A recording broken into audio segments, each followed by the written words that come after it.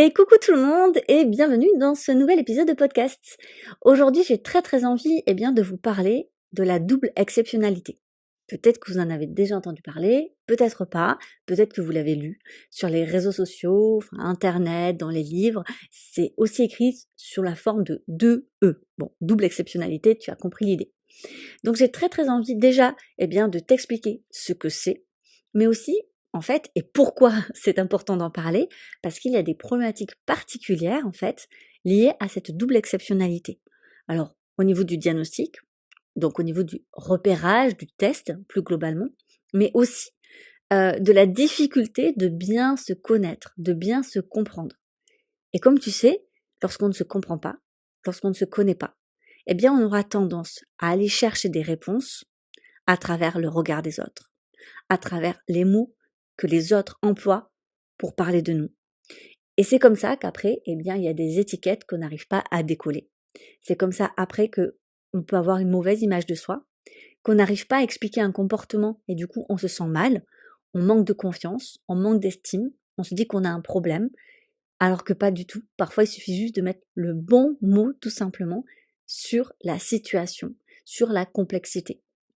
Et la double exceptionnalité, malheureusement, ne fait pas l'exception à ce manque de confiance qu'on retrouve chez beaucoup d'atypiques. Et on a beau appeler ça double exceptionnalité, ce n'est pas si exceptionnel que ça. Bref, c'est ce qu'on va voir aujourd'hui. Donc je vais parler un peu de tout ça. Alors peut-être que tu te dis, oula, moi je suis déjà même pas sûre d'être une personne atypique, alors doublement exceptionnel, tout ça, ça me met mal à l'aise, c'est peut-être pas l'épisode fait pour moi. Reste juste au bout. Justement, reste encore plus jusqu'au bout. Peut-être que ça te concernera pas, c'est vrai, mais peut-être que ça concerne d'autres personnes dans ton entourage. Et puis qui sait, peut-être que tu vas aussi mieux comprendre certaines de tes caractéristiques. En tout cas, c'est ce que je souhaite avec cet épisode et plus largement avec mon travail. Alors, on va commencer par la base. La base, qu'est-ce que c'est la double exceptionnalité ? Alors au départ, on va parler de double exceptionnalité pour les personnes qui cumulent en fait la douance, qui est une atypie, donc comme tu sais, avec une autre neuroatypie, et plus spécifiquement avec l'autisme. Alors quand on parle d'autisme, c'est le spectre de l'autisme au sens large. Quand on parle d'autisme, il ne s'agit pas, et attention aux idées reçues, un peu comme on a sur toutes les atypies, on a cette idée reçue que la personne surdouée, c'est le génie très fort en maths, qui a une mémoire exceptionnelle. Ce n'est pas toujours le cas. Et pareil pour l'autisme, ça peut aller vraiment du génie total qui fait des choses vraiment exceptionnelles et c'est très médiatisé, à la personne autiste qui est vraiment enfermée dans son monde, qui a finalement l'incapacité de communiquer avec autrui et juste qui se balance d'avant en arrière. C'est un peu le cliché parfois qu'on a.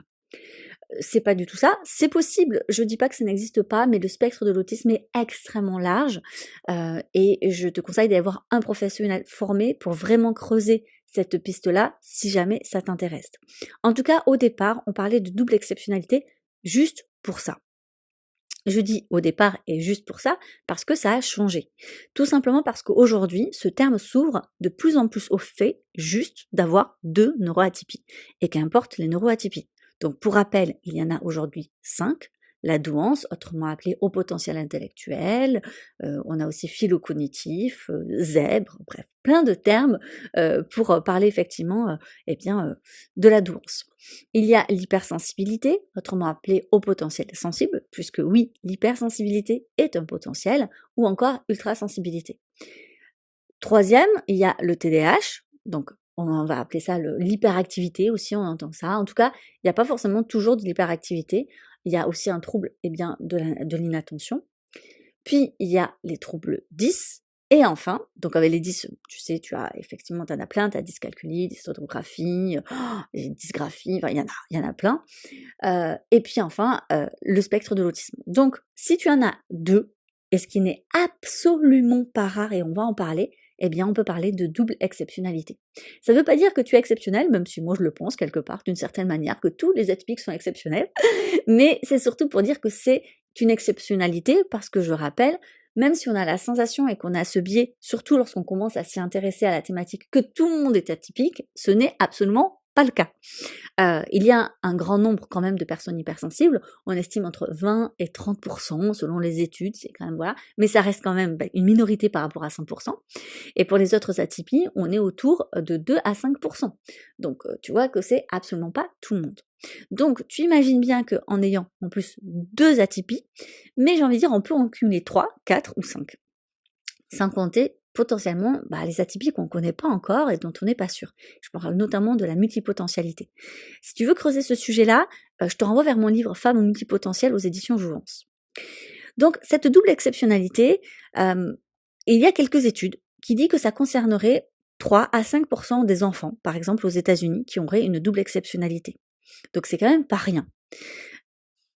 Petit rappel, lorsque on est atypique enfant, on le reste toute sa vie, puisque les atypies, elles sont de naissance. Tu es atypique de naissance, tu vis atypique et tu vas mourir atypique. Donc ça rend les choses plus complexes, la double exceptionnalité, comme tu t'en doutes. Selon la docteure en psychologie Linda Kerger-Silverman, il serait indispensable, justement pour tous les professionnels formés aux atypies, de savoir repérer cette double exceptionnalité, et notamment tout ce qui est lié à la douance. Réalité, il y a beaucoup d'enfants qui n'ont pas les fameux 130, qui ont un QI au-dessous des 130, tout simplement parce qu'ils ont une double exceptionnalité.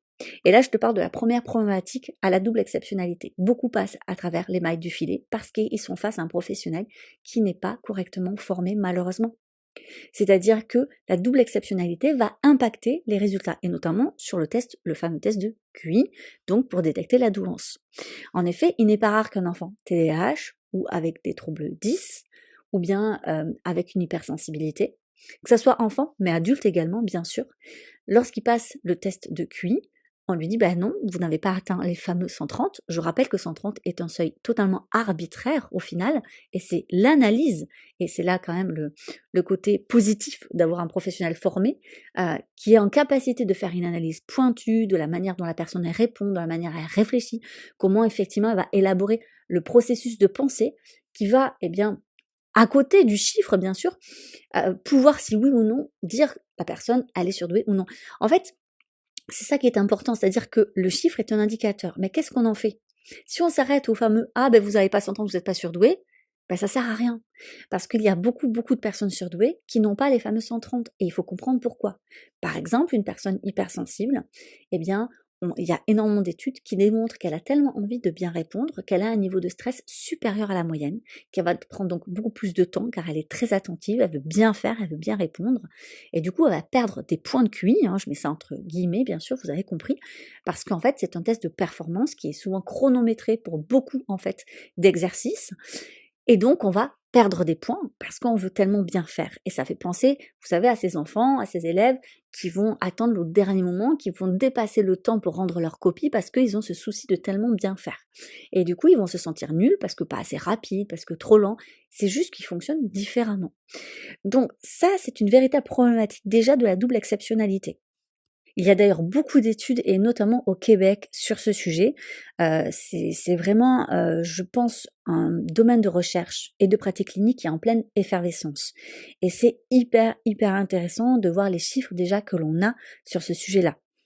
Par exemple, il y a une étude qui montre que 10% d'enfants TDAH obtiennent des résultats au-dessus seulement des 120 en fait en test de QI, mais tout simplement parce qu'il y a un TDAH. C'est quand même fou. C'est-à-dire que si on est en capacité de diagnostiquer à la fois le TDAH et la douance, on se rend compte qu'il y a une double exceptionnalité. Mais tous les professionnels ne sont pas correctement formés pour se rendre compte de la complexité. Et d'ailleurs, il y a beaucoup d'enfants TDAH qui sont surdoués, qu'on ne repère pas du coup. Sauf qu'on ne va pas soigner et accompagner une personne qui est TDAH surdouée, ou juste TDAH, ou juste surdouée. Parce que chaque profil, et je vous rappelle que j'avais fait tout un épisode sur la couleur de vos atypies, on se rend bien compte que déjà, chaque personne atypique est unique, puisque son atypie est colorée par son histoire, sa culture, son éducation, son expérience, les gens qu'il rencontre, etc. Mais en plus, s'il y a une double exceptionnalité, voire triple ou quadruple, bref, t'as compris, ça complexifie forcément beaucoup plus de choses. Donc, on est réellement face à un problème de diagnostic. Et il y a aussi autre chose, c'est-à-dire que souvent, il y a un androcentrisme dans les études. Alors, qu'est-ce que c'est? C'est tout simplement qu'on met le masculin au centre des recherches. Et là, ça touche malheureusement beaucoup plus les femmes parce qu'on repère encore moins les femmes, en fait, qui ont une double exceptionnalité. Et notamment les femmes qui sont autistes. C'est-à-dire les femmes surdouées autistes, elles vont davantage encore plus se camoufler parce que d'une certaine manière, elles ressentent un décalage, elles ne comprennent pas leur décalage, il n'est pas repéré parce qu'aucun professionnel n'est en capacité d'eux. À la fois, on peut ne pas repérer la douance, ni l'autisme par exemple, et donc elles vont devoir s'adapter, se suradapter à un monde qui n'est absolument pas fait pour elles, et elles sentent bien qu'elles font pas comme il faut, et ça va générer un véritable camouflage. C'est d'ailleurs Anna Plojaski qui dit que le camouflage est vécu comme une obligation plutôt qu'un choix.